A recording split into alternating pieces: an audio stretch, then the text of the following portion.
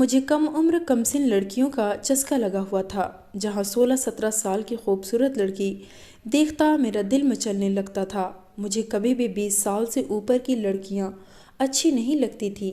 हालांकि शादी के लिए लड़कियों की यही उम्र ठीक होती है, लेकिन मुझे तो बस 16-17 साल की लड़कियाँ पसंद आती थी। मेरी उम्र 32 साल हो चुकी थी, लेकिन शादी नहीं हुई थी। मैं 6 फीट कद और अच्छी सेहत का मालिक नौजवान था। माँ बाप जिंदा नहीं थे। मुझसे एक बड़ी बहन थी और वो शादीशुदा थी। आजकल मेरे लिए लड़की देखने जा रही थी, जो अपने ससुराल से यहाँ आई तो मुझसे पूछने लगी, राजेश बताओ तुम्हें कैसी लड़की पसंद है। मेरी बहन मुझसे पूछ रही थी तो मैंने कहा कि अच्छी खूबसूरत प्यारी हो, लेकिन कम उम्र ज़रूर हो। मेरी बात सुनकर मेरी बहन कहने लगी, कम उम्र मतलब 20 या 22 साल की। अपनी बहन की बात सुनकर मैंने कहा, नहीं हरगिज़ नहीं, यही कोई 16-17 साल की या उससे भी कम हो तब भी चलेगी। मेरी बात सुनकर मेरी बहन का मुंह खुला का खुला रह गया था। मुझे हैरत से देखने लगी। बोली, क्या बावले हो गए हो? 16-17 साल की लड़की नहीं बच्ची होती है। अकेले इस घर में रहते हो। माँ हमारी जिंदा नहीं है। वह बच्ची क्या घर को संभाल पाएगी और क्या तुम्हें संभाल पाएगी? वह तो अपने ही बचपने में रहेगी। इस घर को तो एक समझदार लड़की चाहिए जो तुम्हें भी संभाल सके और घर को भी। मैंने कहा कि नहीं, मुझे तो कम उम्र लड़की से ही शादी करनी है। मेरी बहन ने मुझे सर से पांव तक देखा। कहने लगी, कभी आईने में खुद को देखा है? इतने लंबे चौड़े हट्ठे कट्ठे इंसान को कौन अपनी छोटी सी बच्ची शादी के लिए देगा? पहले तो इस उम्र में कोई अपनी बेटी की शादी करेगा ही नहीं। मैंने कहा, लेकिन मुझे तो कम उम्र लड़की से ही शादी करनी है। मेरी बहन मेरी अनोखी सी बात सुनकर परेशान सी हो गई थी। खैर, मुझे घर के लिए एक बीवी की बहुत ज़्यादा ज़रूरत थी और मैं इस ज़रूरत को मार भी नहीं सकता था। मुझे कभी भी 20 साल से ऊपर की लड़की अच्छी नहीं लगती थी, चाहे कितनी भी खूबसूरत क्यों न होती। मुझे हमेशा कम उम्र लड़कियों में ही कशिश महसूस होती थी। 15-16 साल की मासूम सी कली जैसी लड़कियां मेरे दिल को बड़ा भाता था। लेकिन जो मेरी उम्र थी और मेरी सेहत थी, मेरी बहन की बात भी सच थी कि कोई भी अपनी इतनी कम उम्र बच्ची मेरे साथ शादी करने पर राज़ी नहीं होगा। अगले दिन मेरी बहन फिर मुझसे मिलने आई तो कुछ तस्वीरें भी अपने साथ लाई थी। कहने लगी, इन तस्वीरों में से किसी को भी पसंद कर लो, मैं उसके लिए तुम्हारा रिश्ता ले जाऊंगी। मैंने एक नज़र ही उन तस्वीरों पर डाली थी। सब लड़कियां 20 से 27 साल के बीच की थी। उनमें से कुछ खूबसूरत भी थी, लेकिन मेरे दिल को एक भी अच्छी नहीं लगी। मैंने कहा, नहीं दीदी, मुझे इनमें से कोई भी पसंद नहीं। 16-17 से ऊपर की किसी लड़की से शादी नहीं करना चाहता। मेरी बहन कहने लगी, क्यों जिद पर अड़े हुए हो?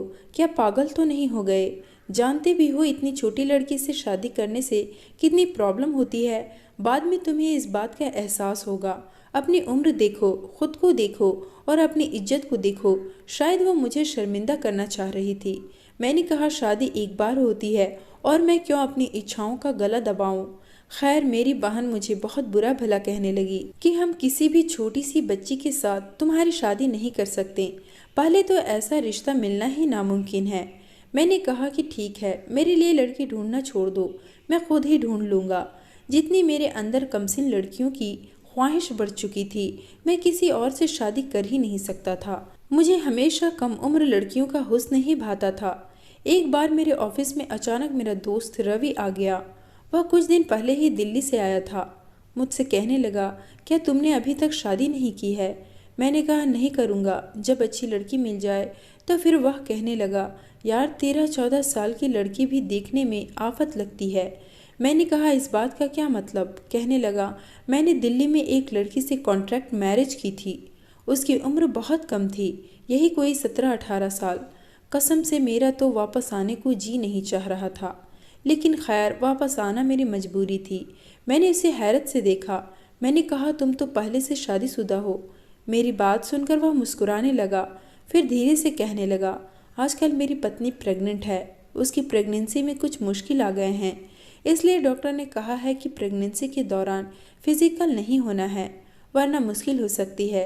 अब यार, इतना सब्र मुझ में तो है नहीं। दिल्ली किसी काम से गया था, इसलिए सोचा दिल्ली में कॉन्ट्रैक्ट मैरिज भी कर लो।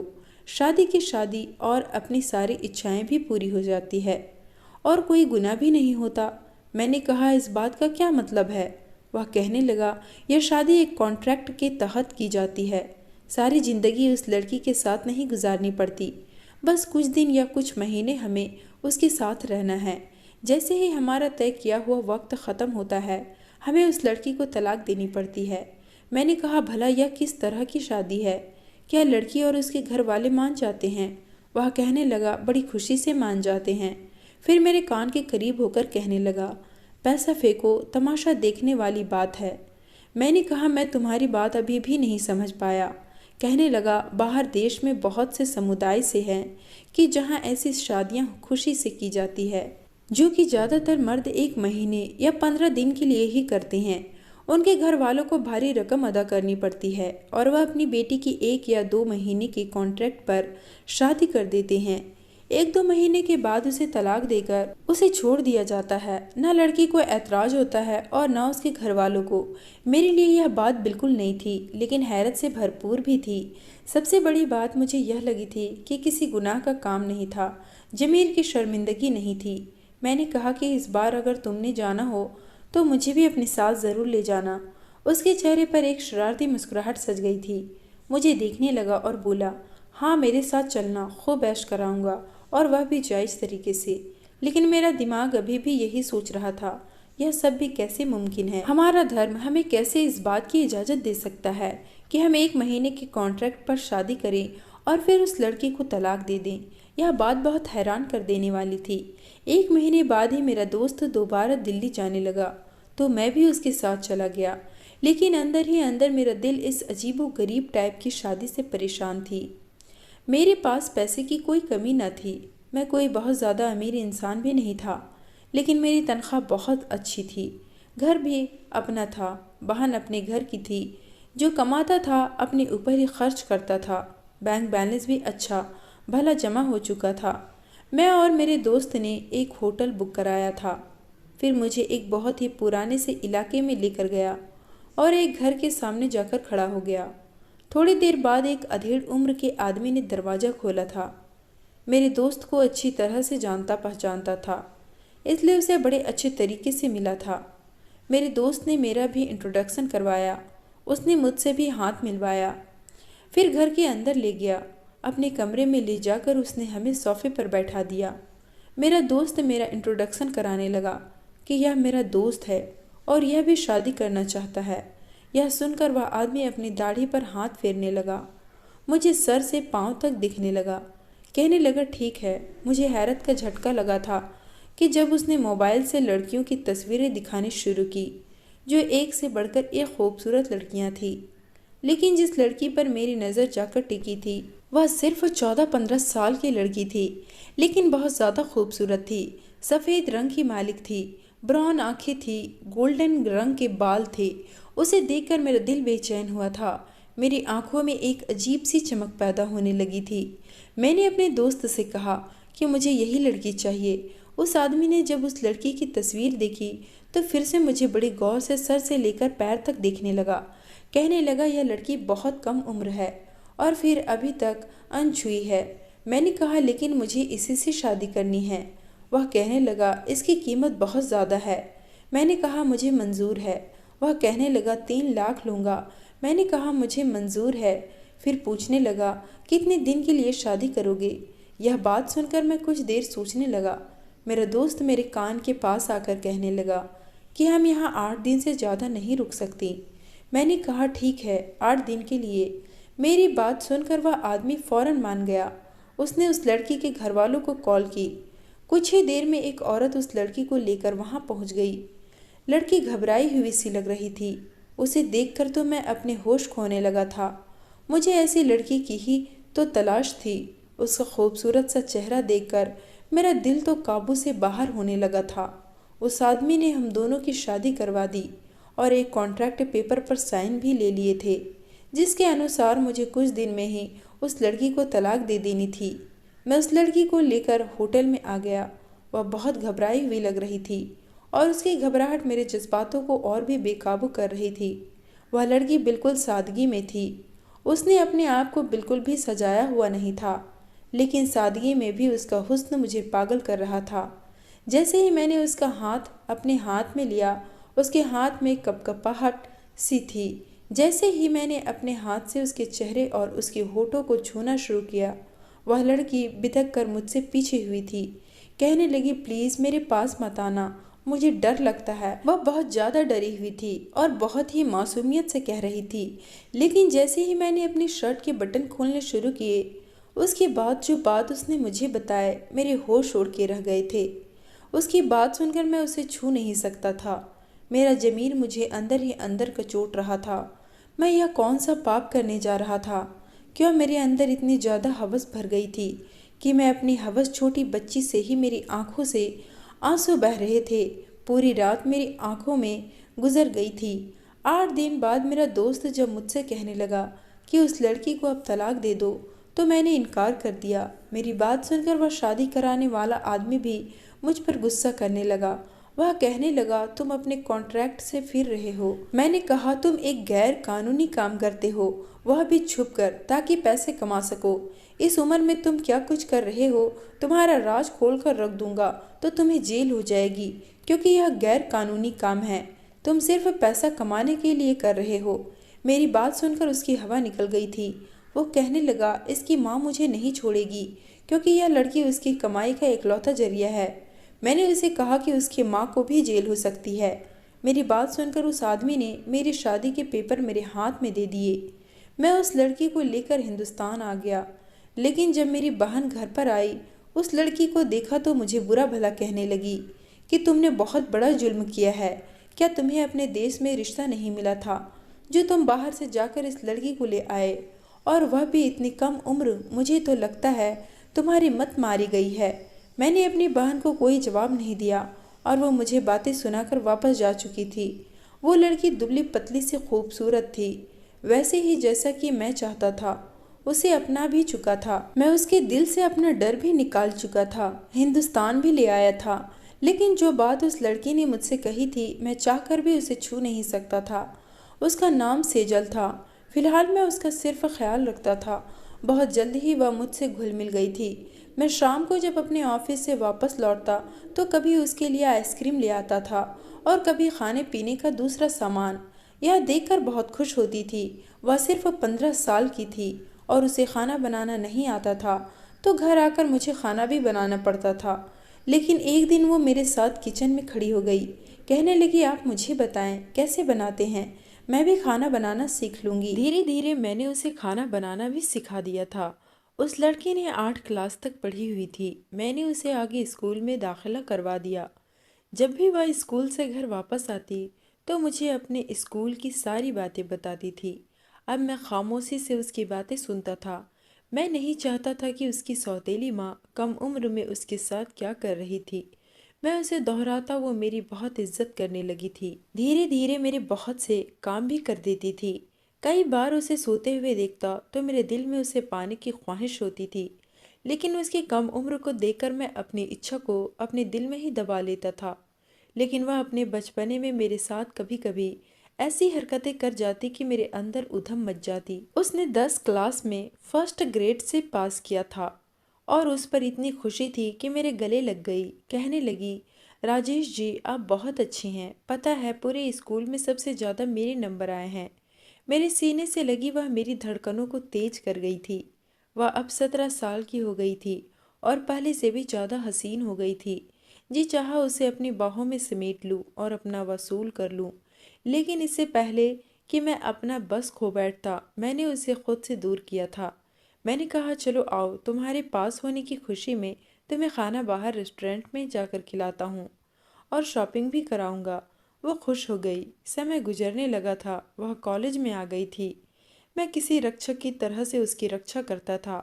5 साल बीत गए थे। वो 20 साल की हो गई थी। वह अपनी पढ़ाई पूरी कर चुकी थी और मैं 37 साल का हो चुका था। सर के बालों में अब चांदी से उतरने लगी थी। लोग मुझे सेजल का पति कम और बाप ज्यादा समझते थे। अक्सर मैं उसे कॉलेज छोड़ने या लेने जाता तो उसकी सहेलियां मुझे अंकल अंकल कहती, और जब मैं उनकी इस तरह की बातें सुनता तो मुझे अपने अंदर एक अजीब सा एहसास होने लगता, सेजल और भी ज़्यादा हसीन हो चुकी थी। अब तो मेरे सारे काम करने लगी थी, लेकिन आजकल उसकी हरकतें मुझे बड़ी अजीब लगने लगी थी। अक्सर किचन में काम करते हुए गुनगुनाती रहती थी। उसके चेहरे पर मुस्कुराहट फैली रहती थी। अपनी आंखों में काजल भी गहरा लगाने लगी थी। एक बार मैं सुबह देर से उठा था, वह कमरे में नहीं थी। मैं बाहर आंगन में गया तो उसके हाथ में एक नॉवेल था जिसे वह पढ़ रही थी। मैं उसके पास पहुंचा तो वह बुरी तरह से घबराई थी। फौरन से उसने अपना नॉवेल अपने हाथ में दबोचकर पीछे छुपा लिया। मैंने कहा, सेजल क्या पढ़ रही हो? वो नर्वस से मुझे देखने लगी। कहने लगी, कुछ नहीं राजेश जी। मैंने कहा, मुझे दिखाओ। मैंने अपना हाथ उसकी तरफ बढ़ाया, लेकिन वह ना में सिर हिलाते हुए कमरे में भागकर चली गई। ऐसा पहली बार हुआ था कि सेजल ने मुझसे कुछ छुपाया था। मेरा दिल पहली बार बेचैन हुआ था। क्या छुपा रही थी वो मुझसे? लेकिन मैं चाहकर भी उससे पूछ नहीं सका। एक बार मैं ऑफिस से जल्दी ही घर लौट आया। मैं घर आया तो सेजल उस वक्त छत पर थी। शायद धुले हुए कपड़े ऊपर डालने गई थी। मैं भी ऊपर आ गया, लेकिन जो मंजर मैंने देखा, मेरा दिल धड़कना भूल गया था। वह बराबर वाली छत पर खड़ी लड़की से हंस हंस कर बातें कर रही थी। वह सेजल से कह रही थी कि उसका भाई काफ़ी हैंडसम है और सेजल को पसंद भी करता है। हम तुम्हारे पापा से तुम्हारा रिश्ता कब मांगने आए? सेजल हंसने लगी, फिर कहने लगी, ऐसा मुमकिन नहीं है क्योंकि राजेश मेरे पापा नहीं। यह सुनकर वह लड़की कहने लगी, वह बूढ़ा तुम्हारा पति कैसे हो सकता है? अरे तुम्हारे बाप की उम्र का है वो। मैं तो उसे तुम्हारा बाप ही समझ रही थी। सेजल, यह तो तुम्हारे साथ बहुत बड़ा जुल्म है। मेरा भाई तुम्हें बहुत चाहता है। मुझसे अब शायद और कुछ सुनने की हिम्मत नहीं थी, इसलिए मैं नीचे उतर आया। अपनी कमसिन पत्नी के चेहरे पर फैलने वाले खूबसूरत रंगों की वजह मैं जान चुका था। मुझे आज अपने किए गए फैसले पर पछतावा हो रहा था। मेरी बहन शायद सच कहती थी। मुझे अपनी उम्र की लड़की से शादी करनी चाहिए थी। मैं मरे मरे कदमों से अपने कमरे में आ गया। आईने के सामने खड़ा हो गया। खुद को गौर से देखा तो मुझे अपने आप सेजल का पति कम और उसका बाप ज़्यादा लग रहा था। या फिर शायद जो बातें मैं ऊपर सुनकर आ रहा था, उसकी वजह से मैं अपनी उम्र से कुछ ज़्यादा ही बड़ा लगने लगा था। नहीं तो मेरे सारे दोस्त मुझसे कहते थे कि यार, इस उम्र में भी तुम अच्छे अच्छे नौजवानों को फेल करते हो। लेकिन अब मुझे उनकी सारी बातें मजाक लगने लगी थी। मैं अभी अपनी सोच में ही गुम था कि जब सेजल कमरे में आई, मुझे देखकर रुक गई। शायद मुझे समय से पहले कमरे में देखकर डर गई थी। अपने सीने पर डर से हाथ रखा, फिर मुझे गौर से देखकर रिलैक्स हो गई। कहने लगी, आप हैं राजेश जी। मैं तो डर गई थी कि पता नहीं कमरे में कौन आ गया है। आज जल्दी कैसे आ गए? मैंने कहा, सेजल मैं थक गया हूँ। मेरे टूटे हुए शब्दों पर वह मेरे पास आई। कहने लगी, तो क्यों करते हैं इतना काम? कुछ दिन की छुट्टी ले लें। मैंने कहा, यही सोच रहा हूँ कि अब छुट्टी ले लूँ। वो कहने लगी, हाँ तो ले लें, अच्छा है। आप घर पर होंगे तो हम जी भर की बातें करेंगे। मैं उनके दोगलेपन को देखकर हैरान था। मेरे सामने कितनी लगाव दिखा रही थी और मेरे पीठ पीछे मैंने उसे अपने पास बिठा लिया। उसका हाथ थामकर उसे अपने करीब किया तो उसके चेहरे की रंगत बदलने लगी थी। फौरन से वह मुझसे पीछे हट गई, फिर दूर होकर खड़ी हो गई। कहने लगी, मैं आपके लिए चाय लेकर आती हूँ। उसका मुझसे कतराना इस बात का सबूत था कि मैं उसके लिए कुछ भी नहीं हूँ। मैं राजेश कपूर, मैं उसकी खातिर अपने हर जज्बे को अपने अंदर सुला दिया था कि नहीं, मेरी पत्नी बहुत कम उम्र है, कमसिन है, मुझे उस पर जुल्म नहीं करना चाहिए। क्योंकि कम उम्र में उसकी सौतेली माँ ने उसके साथ बहुत जुल्म किया था। जब मेरी शादी सेजल से हुई थी तो उस वक्त वह मुश्किल से 15 साल की थी। मुझे उसकी माँ ने यही कहा था कि वो कुंवारी है, लेकिन ऐसा नहीं था। पहले भी उसकी माँ 2 जगह उसकी शादी कर चुकी थी और उसके पहले दोनों पतियों ने उसके साथ पूरा पूरा हक वसूल किया था और बड़ी ही बेदर्दी से किया था। मुझे देखकर वह इतना ज़्यादा डरी हुई थी कि उसकी रंगत सफ़ेद पड़ चुकी थी। पूरी की पूरी कांप रही थी। मेरे सामने हाथ जोड़कर कहने लगी, प्लीज़ मुझे हाथ मत लगाना, मेरे पास मत आना, मैं नहीं सह सकती, मुझे बहुत तकलीफ़ होती है। उसके बाद उसने अपने बाजू से कपड़ा ऊपर की उठाया और दांतों के निशान दिखाए थे। उसके हाथों पर जख्म के निशान थे। यह देखकर मेरा दिल तेजी से धड़का था। कहने लगी, बहुत दर्द होता है मुझे। उसके बहते आंसुओं के सामने मैं बेबस हो गया था। मैंने उसे छुआ तक नहीं था। उसके बाद मैंने उसकी एक रक्षक बनकर रक्षा की थी। लड़ झगड़ कर उसे अपने साथ हिंदुस्तान लेकर आया था कि उसकी सौतेली माँ उसे और ज़्यादा तकलीफ ना दे सकी। और आज मुझे सेजल की बातों ने बहुत तकलीफ दी थी, लेकिन अगर मैं उससे पूछता तो वह साफ मुकर जाती। इसलिए मैंने एक सिम खरीदी और सेजल से मैसेज पर बात करने लगा। एक अनजान आदमी बनकर पहले पहल तो वह मेरे मैसेज का जवाब नहीं देती थी। मैंने कहा, मैंने आपको आज देखा था, आपने नीले रंग के कपड़े पहन रखे थे, आप पर नीला रंग बहुत अच्छा लगता है। उसका फौरन से रिप्लाई आया था। कहने लगी, आप कौन हैं, आपको कैसे पता। मैंने कहा, आपके घर के पास ही रहता हूँ, आपको हर वक्त देखता रहता हूँ और आपसे मोहब्बत करने लगा हूँ। वो कहने लगी, मैं शादीशुदा हूँ। मैंने कहा, यह भी मुझे मालूम है, लेकिन मैं आपको आपके पति से ज़्यादा चाहता हूँ। आपके साथ जरा भी अच्छा नहीं लगता। आप जैसी हसीन लड़की के लिए तो मुझ जैसा नौजवान ही होना चाहिए था।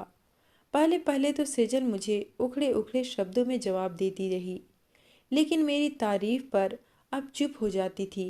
मैंने एक दिन उसे मैसेज किया कि मुझे पिंक कलर बहुत पसंद है, ऐसा करना, आज पिंक कलर पहन लेना। रात को जब मैं ऑफिस से वापस आया तो सेजल ने पिंक कलर पहन रखा था। यह देखकर मुझे पता नहीं क्यों गुस्सा आया था। उसने उस अनजान के कहने पर वह कलर पहना था। मैंने उस रात ठीक से खाना भी नहीं खाया। वो मुझसे कहने लगी, मैं आज कैसी लग रही हूँ।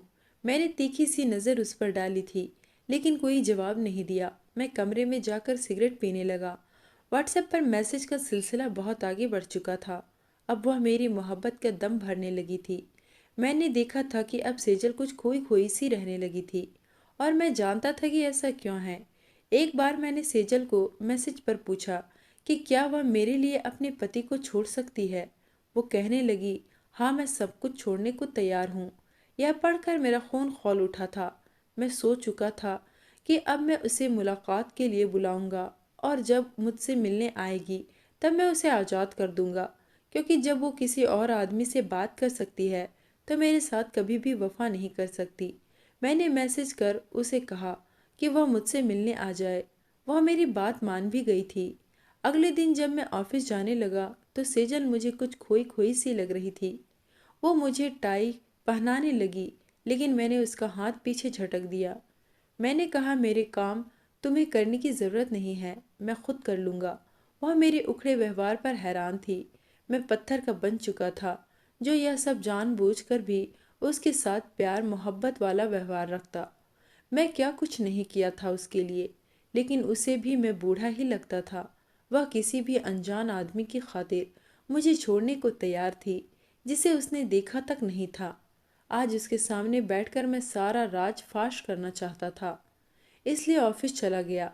लेकिन तय समय पर ऑफिस से छुट्टी लेकर उस रेस्टोरेंट में जाने लगा, लेकिन ट्रैफिक जाम होने की वजह से मुझे कुछ देर हो गई। 15-20 मिनट लेट उस रेस्टोरेंट में पहुंचा था। लेकिन जब मैं वहां पहुंचा तो जिस टेबल पर मैंने सेजल को बैठने के लिए कहा था और जिस रंग के कपड़ों में आने को कहा था, हमारे घर के पड़ोस में रहने वाली सेजल की सहेली वहां बैठी थी। बार बार अपने हाथ पर बंधी घड़ी पर समय देख रही थी। मुझे यह देखकर हैरत हुई थी। वह कभी रेस्टोरेंट के दरवाजे की तरफ देख रही थी, कभी पूरे रेस्टोरेंट में नजरें दौड़ा रही थी, जैसे किसी की तलाश कर रही हो, किसी के इंतजार में हो। मुझे लगा शायद सेजल ने जानबूझकर उसे अपनी जगह भेजा है, लेकिन अगर ऐसा उसने किया भी है तो क्यों किया है। अगर वह उस लड़के से मोहब्बत करती थी तो उसे खुद आना चाहिए था। दोस्त को क्यों भेजा। उसी वक्त उसने अपने मोबाइल पर मैसेज टाइप किया और मेरे मोबाइल पर मैसेज का नोटिफिकेशन आने लगा। मैंने मोबाइल खोलकर देखा तो सेजल के नंबर से मैसेज आया था कि वह रेस्टोरेंट में मेरा इंतजार कर रही है। यह पढ़कर तो मेरे होश उड़े थे। सेजल का फोन उस लड़की के पास क्या कर रहा था। मैंने सेजल के नंबर पर कॉल की तो फोन सेजल ने ही उठाया था। मैंने फोन बंद कर दिया। मुझे समझ नहीं आ रहा था यह सब किस्सा क्या है, क्योंकि उस लड़की का फोन नहीं बजा था। मेरा सर बुरी तरह से चकरा गया था। मैं उस रेस्टोरेंट से बाहर निकल आया। वापस घर आया। जब घर पहुंचा तो सेजल अपने कमरे में बैठी रो रही थी। मुझे देखकर मेरे सीने से लग गई। कहने लगी, राजेश प्लीज़ मुझे छोड़कर दूसरी शादी मत करना। मेरा क्या कसूर है? सेजल की बात सुनकर मैं हैरान रह गया था। मैंने कहा, मैं क्यों दूसरी शादी करूँगा? कहने लगी, क्योंकि मैं जानती हूँ आप किसी लड़की से व्हाट्सएप पर बातें करते हैं। उसे कहते हैं उस पर पिंक कलर अच्छा लगता है। क्या मुझ पर अच्छा नहीं लगता? राजेश जी, मैंने भी आपके लिए पिंक कलर ही पहनना था। आपने तो मुझे देखा भी नहीं। क्यों? किसी और से मोहब्बत हो गई है आपको? राजेश जी, मैंने कब आपकी सेवा में कमी की है? रोई जा रही थी और मेरा तो दिमाग ही काम नहीं कर रहा था। मैंने कहा, तुम्हें कैसे पता कि मैं किसी लड़की को मैसेज करता हूँ? उसने मेरा मोबाइल पढ़कर मेरे मैसेज मुझे दिखाए जो मैंने उसी के नंबर पर किए थे। मैंने कहा, यह नंबर तुमने नहीं देखा कि किसका है? कहने लगी, मुझे क्या पता राजेश जी किसका है, होगा उसी लड़की का। मैंने उस नंबर पर कॉल की तो घंटी सेजल के मोबाइल पर बजी थी और यह देखकर वह हैरान हुई थी। मैंने कहा, मैं बस तुम्हें देखना चाह रहा था कि तुम मुझे छोड़कर किसी और से मोहब्बत तो नहीं कर लोगी।